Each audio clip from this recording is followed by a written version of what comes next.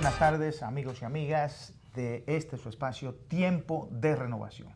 Estamos aquí hoy con ustedes para conversar distintos temas del acontecer nacional e internacional, y tengo a mi derecha el lujo de este programa los viernes, Elías Veloz. ¿Cómo le va? Don Víctor. Muy bien. Y a la izquierda, no porque sea izquierdista, porque el profesor es un hombre de Estado. Tenemos con nosotros a Giovanni Báez, quien es maestro director de la Escuela de Diplomacia y Servicios Internacionales de la Universidad Católica de Santo Domingo y un conocedor de los temas de geopolítica. Y en este momento, pues América Latina, hay que hablar mucho del tema geopolítico, porque en realidad América Latina, desde el punto de vista político, está en una situación un poco difícil de predecir hacia dónde vamos. Y además, a nivel internacional, hay un proceso que viene siendo diferente a como nosotros habíamos pensado que el mundo iba.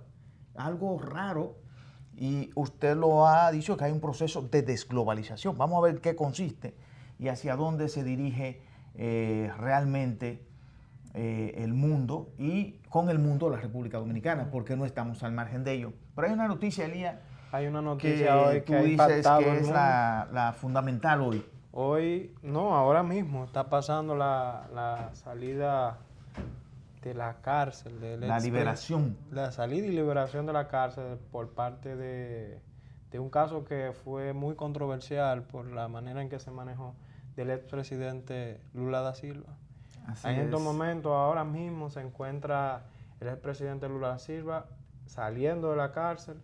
Nosotros lo tenemos ahí un pequeño video de la gran cantidad de personas que se abarrotó y se agrupó para recibir al expresidente Lula da Silva, que ahora coloca una situación difícil al gobierno de Bolsonaro. Tiene su situación, sus implicaciones, porque desde el punto de vista político, dado el hecho de que al expresidente Lula da Silva, desde el primer momento se habló de que era una persecución de carácter político. Entonces, esto generó una situación de crisis, diríamos, dentro del Partido de los Trabajadores de Brasil, y fue muy importante para que llegara a la presidencia de la República Jair Bolsonaro.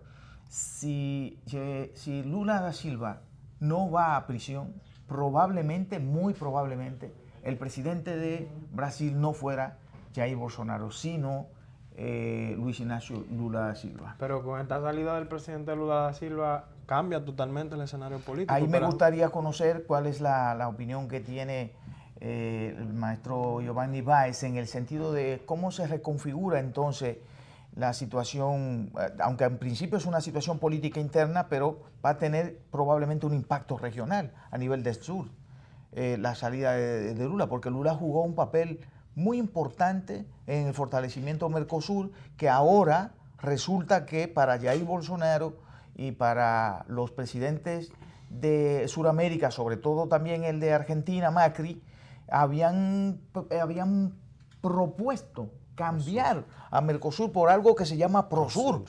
Entonces, ¿qué impacto pudiera tener dentro de la política interna de Brasil, y también ya en la política regional como tal, el que Lula da Silva pueda tener la oportunidad de hablar y de proponer y de plantear cosas a nivel del Congreso? Y agregándole a eso también, profesor, la salida también de Macri y la llegada de nuevo de los Kirchner. ¿Cómo usted lo analiza, el escenario ahora de bueno, si es así, va a tener entonces que hablar un poco más, porque tendrá que hablar un poco de Chile. También hay un problema con Chile también. Sudamérica realmente requiere de un análisis importante, y en el marco de América Latina, por ser América Latina como una especie de portafolio, como una especie de donde estamos todos juntos, tiene un valor trascendental Sudamérica, porque Sudamérica es, diríamos, desde el punto de vista internacional, lo que más se ve de América Latina. Efectivamente, o sea, la proyección de América del Sur, sea por motivos comerciales, pero también obviamente por el liderazgo que tiene y que tuvo en su momento, sobre todo con la izquierda, en principio de los años, la primera década del 2000, pues obviamente tiene un impacto y una trascendencia ahora. Actualmente estaríamos hablando, en el caso de Brasil, que hay un factor político, como bien señaló, y el factor humano es determinante. Estaríamos hablando que por primera vez estuviésemos viendo nosotros un tema claro, oposición. Y si hablamos de oposición, pues entonces obviamente la dinámica en América del Sur, sobre todo en el caso de Brasil, debería cambiar. Por otro lado, hablábamos de esa izquierda que parece que se va desvaneciendo en América del Sur. Es muy temprano para hacer cualquier tipo de análisis y decir, bueno, ¿qué puede pasar con la salida, si es definitiva, de Ignacio Lula da Silva? Pero, sin duda, en estos momentos estaríamos hablando de que debería de hacer algún tipo de oposición dentro de Brasil ahora.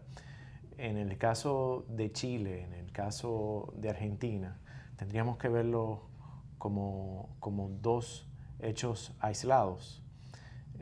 Igual el caso Bolivia. Primeramente, el tema de Argentina no es una sorpresa. Las decisiones de Macri y el momento que le tocó a gobernar a Macri no fue el más idóneo de todos.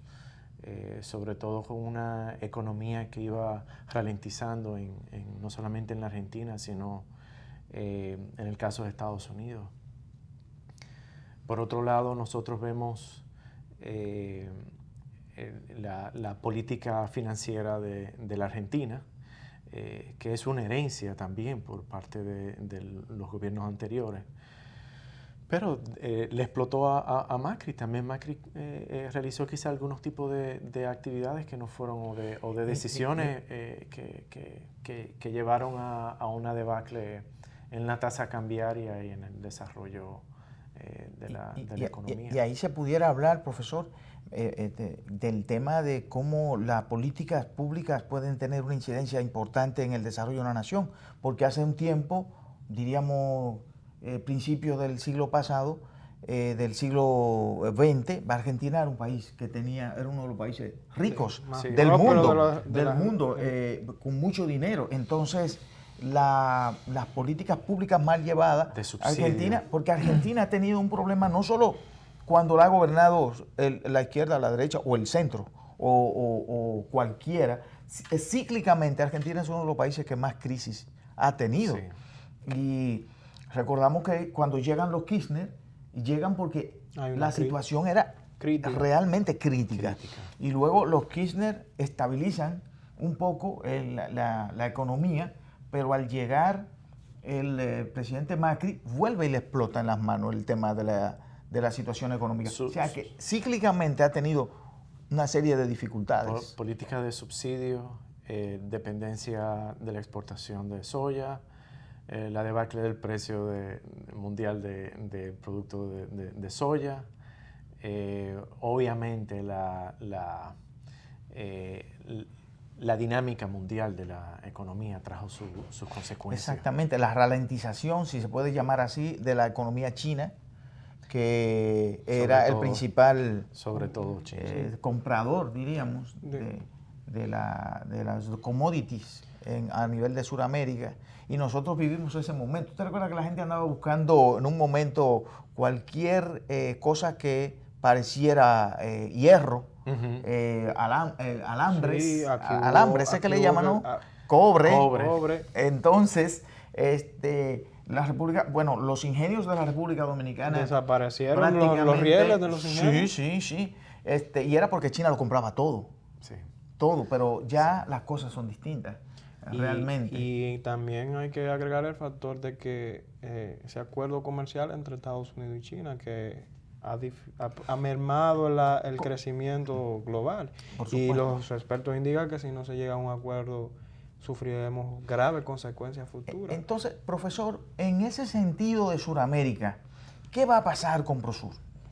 ¿Cuál va a ser el futuro entonces de Prosur? Si Prosur está pensado más cuando llegan a la presidencia el presidente Macri, el presidente Duque, Iván Duque de Colombia, el presidente Piñera de Chile, Bolsonaro de Brasil, que se pusieron de acuerdo para de alguna manera poner a un lado o aislar al gobierno de Venezuela, para sacar al gobierno de Venezuela de Mercosur, y que ya Mercosur había estado como siendo permeado por una ideología, si se puede llamar así, una ideología como de izquierda, y que ellos querían llevar a Mercosur a una forma más abierta de hacer la política regional, la integración regional. Entonces se plantean el Prosur, pero el Prosur como que no ha nacido bien. La gestación ha sido compleja. Nosotros ahora en el mundo estamos viviendo una etapa que muchos autores llaman una etapa de desglobalización.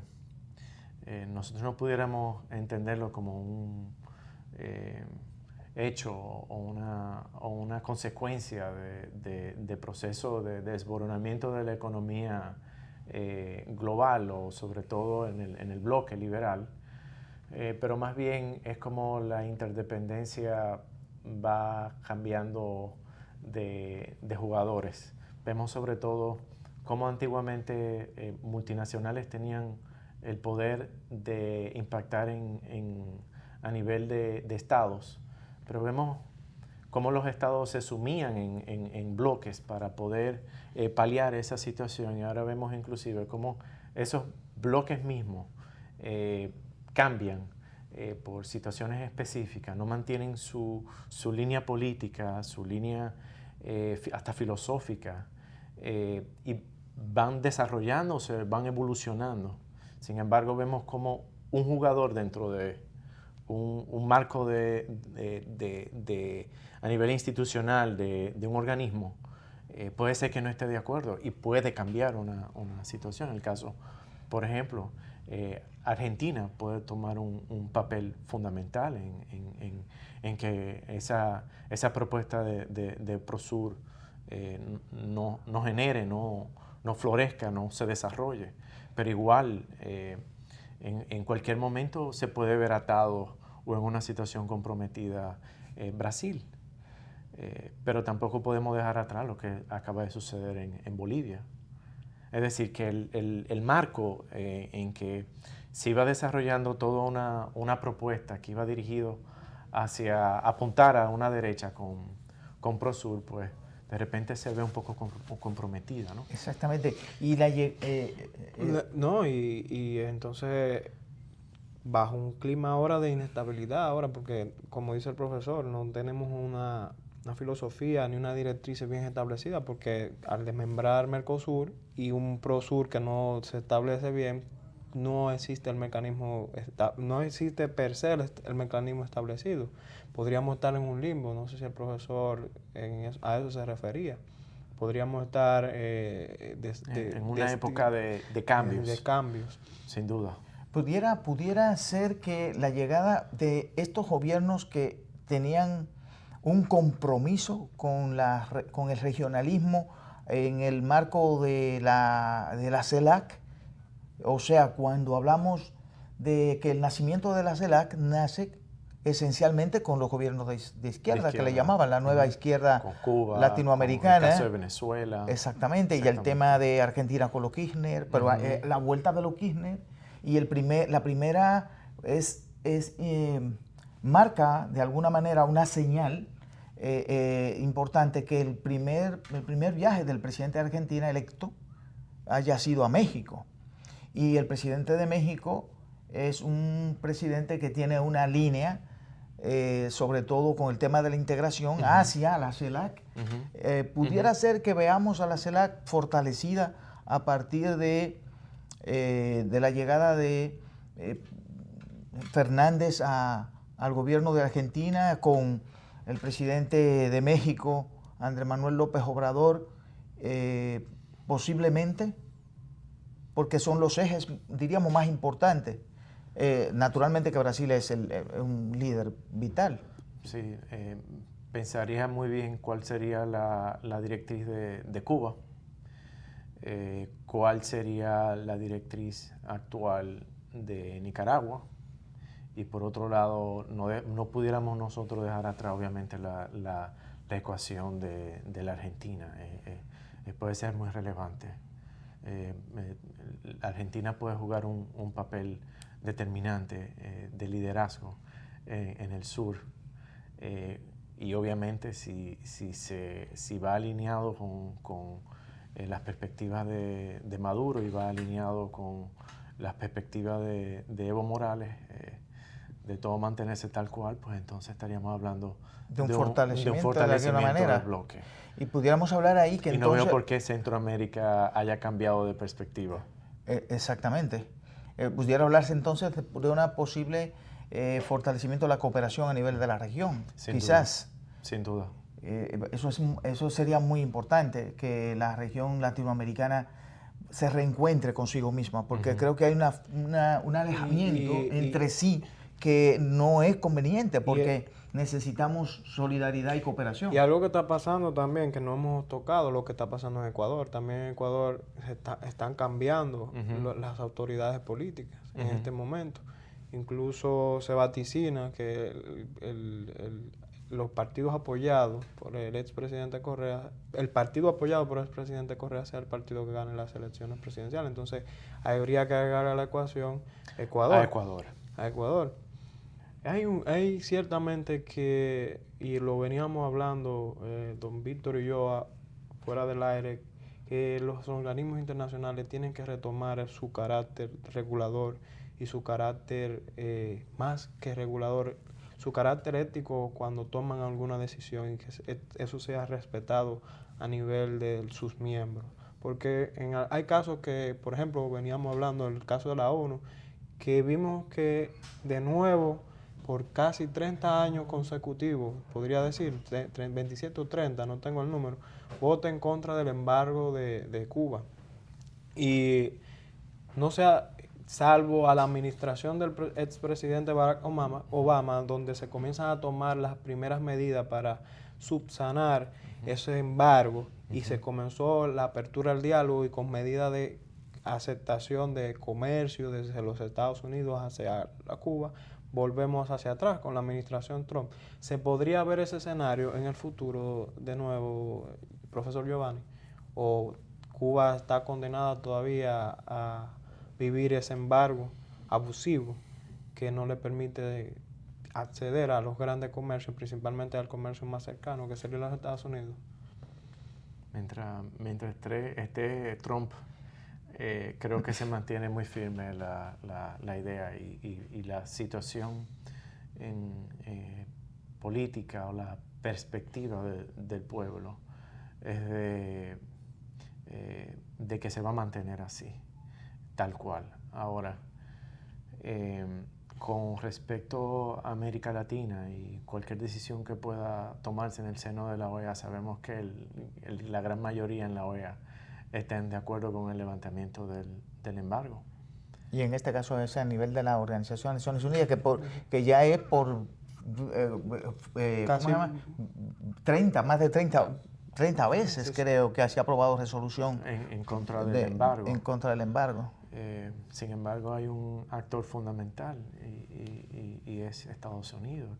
¿Cuál sería la decisión? Ahora, volviendo a la pregunta, todo depende de un factor también. No se trata de un tema solamente de ideología política. No se trata solamente de un tema de geoestrategia o de geopolítica. Puede ser que ahora pase a un tema más trascendente. Puede ser que pase a ser un tema sobre la mesa en negociación con el caso de China o muy en especial Rusia, con las inversiones que poseen en Cuba. No creo que por ahora y la Unión Europea también tiene importantes inversiones, pero no creo que por ahora, mientras esté Trump ahí, existe un cambio, pero sí en el futuro lo veo no tan lejano. por las razones. ¿Qué le pasa a la Organización de las Naciones Unidas, profesor?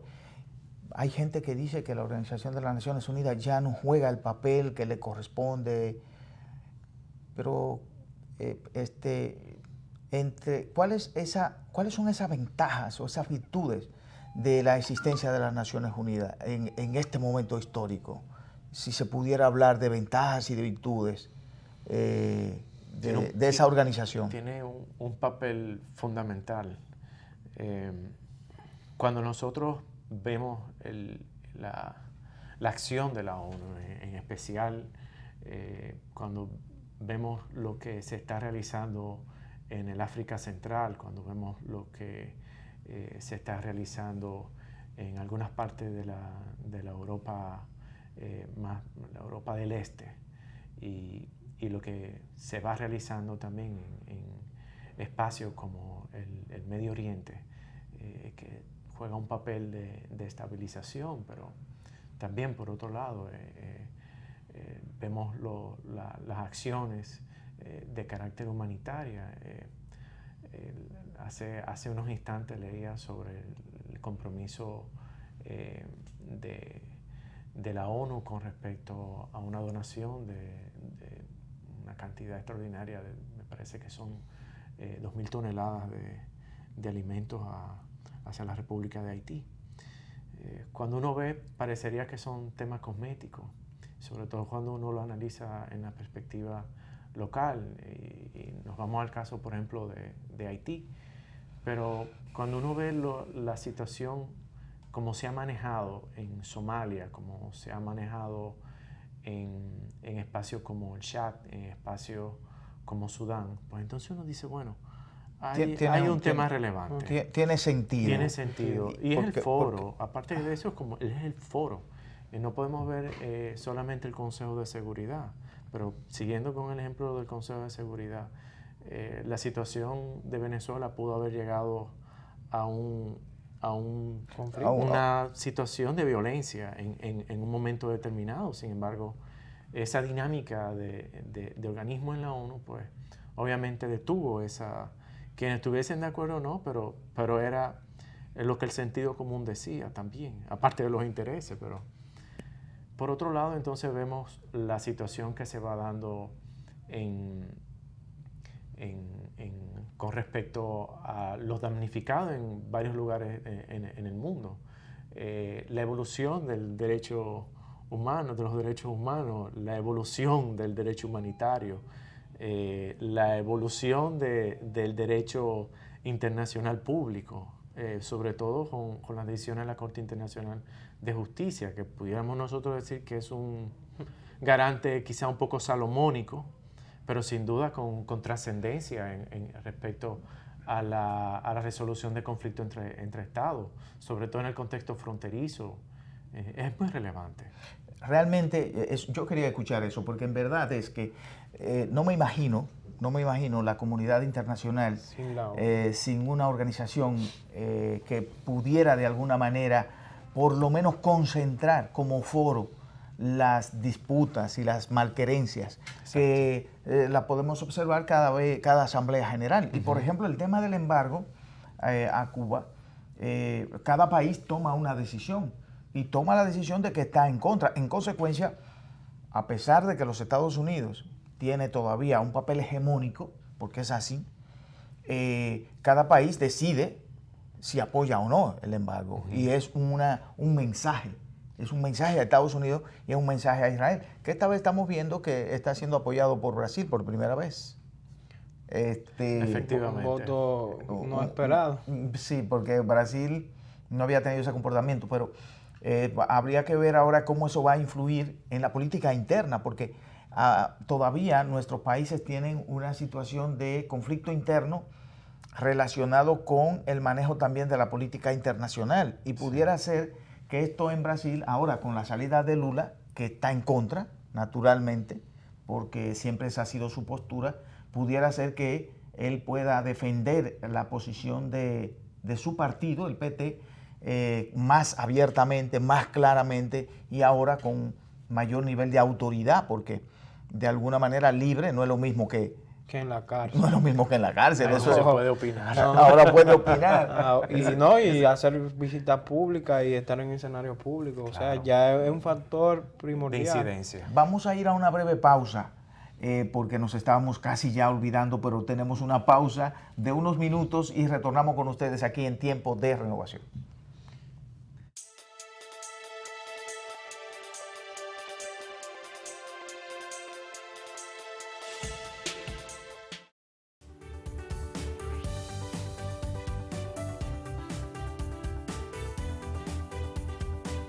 El programa de alimentación escolar que está dentro del marco del programa de jornada extendida ha sido en la Regional 10 un proceso que se ha venido robusteciendo con el tiempo, que ha venido desarrollándose, pero sobre todo que ha permitido marcar un hito dentro del proceso y el programa de educación de la República Dominicana. La alimentación no solo ha significado el punto de brindar alimentos a los estudiantes y al personal administrativo y docente de los centros educativos, sino que también ha venido a educar a las familias en la nueva forma de hacer, en la nueva forma de consumir los alimentos, pero sobre todo a brindar salud, a brindar unas características importantes en términos de salud desde las primeras edades de los niños, acostumbrándolo a tener alimentación más sana, alimentación más balanceada, pero sobre todo una alimentación muchísimo más variada. Cada vez tenemos mayor satisfacción de nuestros estudiantes con el programa de alimentación escolar en cada uno de nuestros distritos educativos, pero también en cada momento los proveedores van sintiendo mayor satisfacción con el trato que del INAVIE reciben, que sin duda alguna ha sido el programa de fortalecimiento a una revolución educativa del presidente Danilo Medina, que no tiene ningún parámetro de comparación en la historia educativa de la República Dominicana.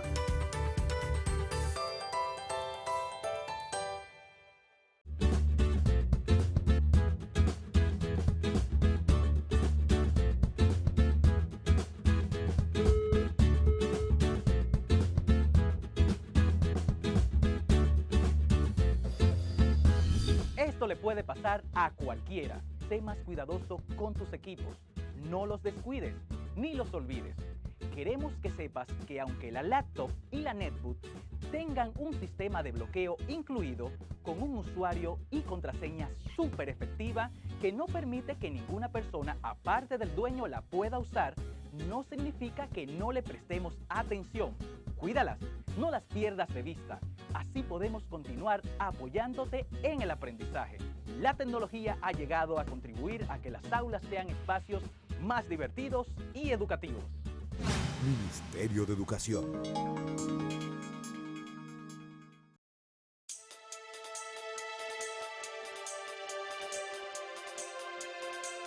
Continuamos aquí con Tiempo de Renovación y con la magistral intervención del profesor Giovanni Báez para entender un poco, como siempre nosotros decimos, lo que pasa a nivel internacional, porque realmente no podemos hablar de que ningún país del mundo puede dominar y manejarse solo. O sea, la autarquía hoy no puede ser, de ninguna manera. No cuenta, se ha venido desboronando desde los años 90. Aunque cuando hablamos de desglobalización, estamos hablando de alguna manera, profesor, de que estamos retornando a tiempos, diríamos, en los cuales los países tenían políticas públicas más nacionalistas, si se puede decir así, más hacia adentro que hacia afuera. Y hay que, yo quiero que el profesor... Lo veo en parte así. Pero hay algo que hay que resaltar de los organismos multilaterales. La última resolución de la Organización Mundial de Aduanas plantea de la eliminación de los aranceles en su última resolución. O sea que se está hablando de una política de apertura total de los mercados. Eso de que está haciendo ahora mismo y actualmente el gobierno de los Estados Unidos va en contra de lo que están planeando los organismos reguladores internacionales. O sea, se plantea ya a futuro ya que se eliminen los aranceles, don Víctor. eso va a ser una recodificación de todo el sistema logístico mundial. Inclusive, con la última resolución, se modifican los términos internacionales en que se realizan las transferencias de comercio.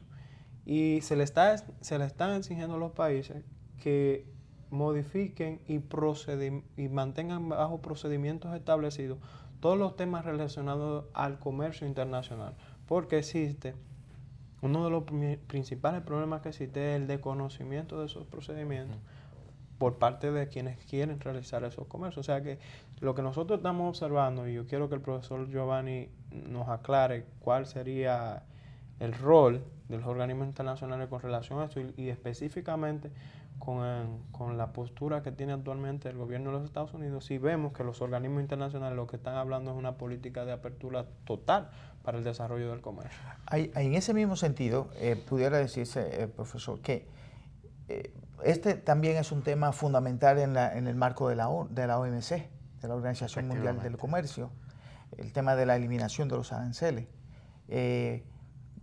Sin embargo, los Estados Unidos como país que todavía sigue siendo un país hegemónico, marca la pauta y está marcando la pauta en el sentido contrario. Y no solamente Estados Unidos, muchos estados todavía están hablando de aumentos de impuestos o de barreras arancelarias y parecería irónico, pero también subsidios a ciertos espacios de producción. Recientemente Trump anunciaba un subsidio a los agricultores, en específico a los productores de soya.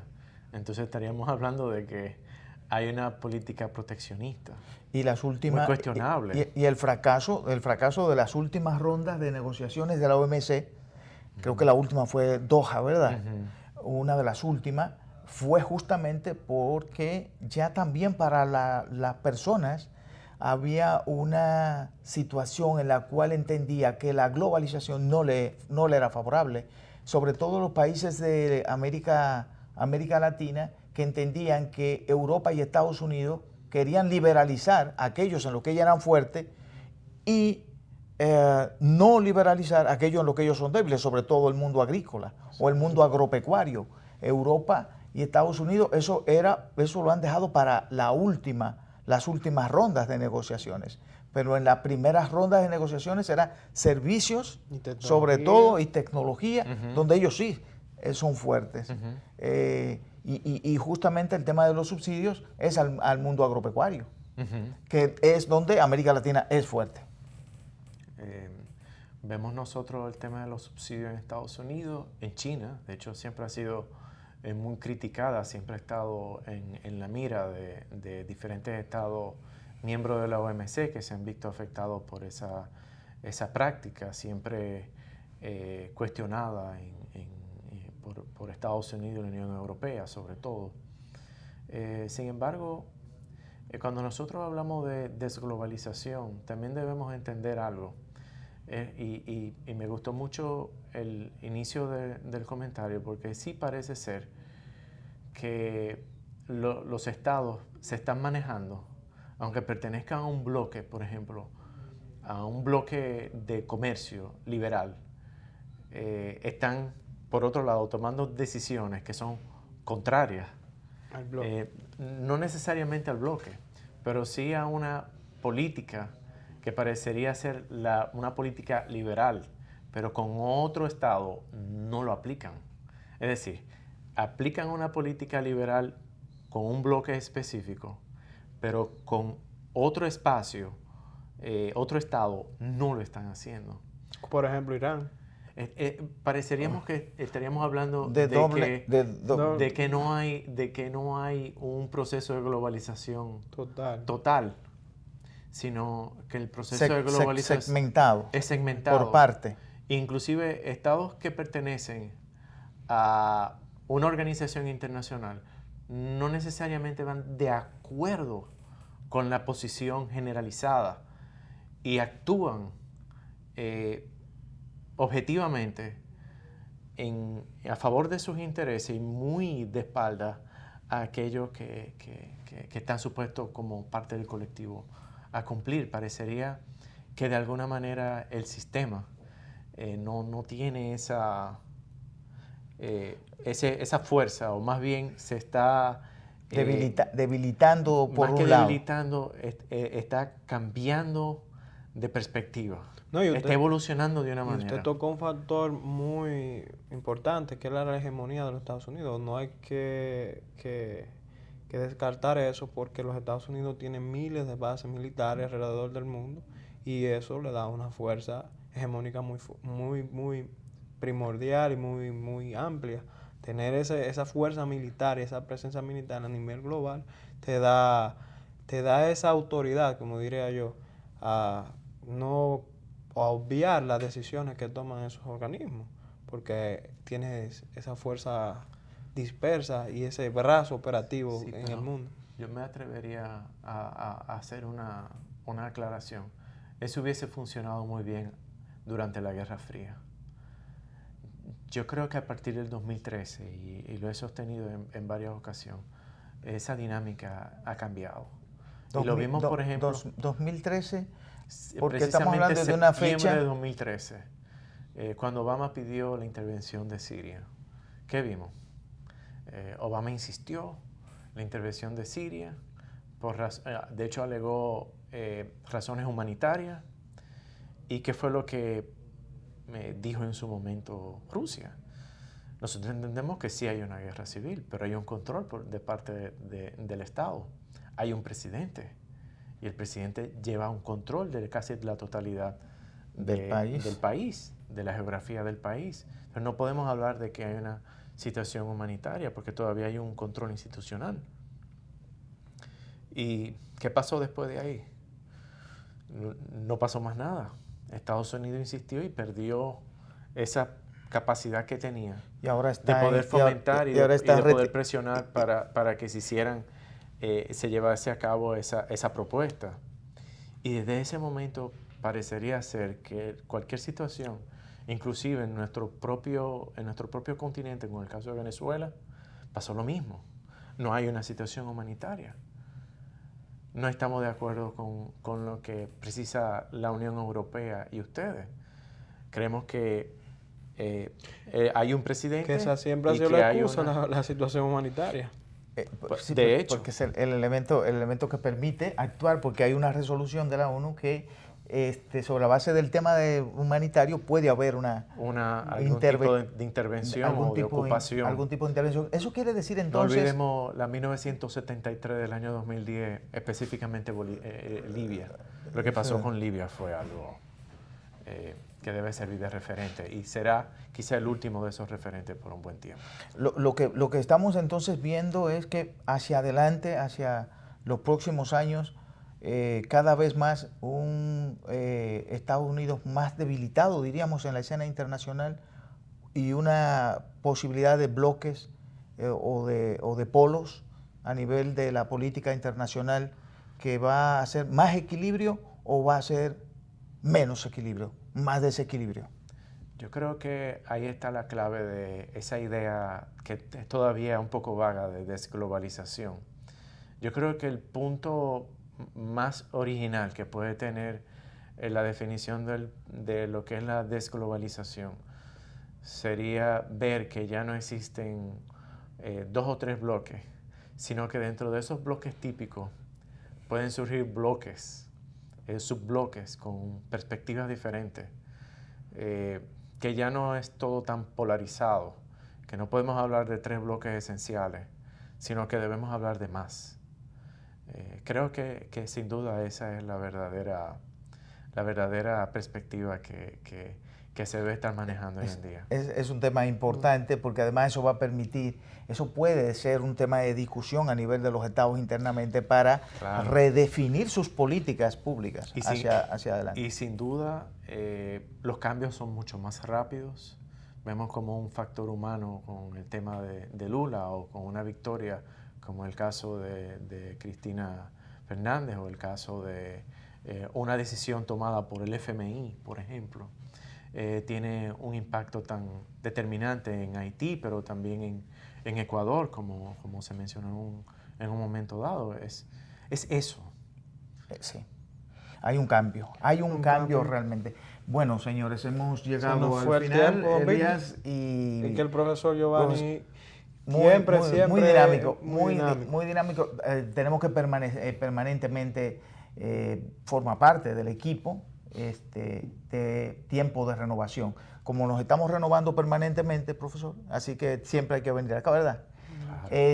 Hay que felicitar al presidente Lula, ojalá que ahora pueda explicar más claramente todo eso, todas esas acusaciones. La política necesita de gente que hagan política y que la gente le crea, que hagan política pensando siempre en el porvenir, el desarrollo de su país, de su nación, que recuerde que todo aquel que hace política es porque debe hacerlo sobre la base de que una entrega. Es una entrega a favor de los mejores intereses del país, no de grupos, ni de grupismos, ni de la corrupción. Bueno, hemos llegado al final de Tiempo de Renovación. Será hasta el próximo lunes cuando estaremos con ustedes, si Dios quiere. Hasta luego.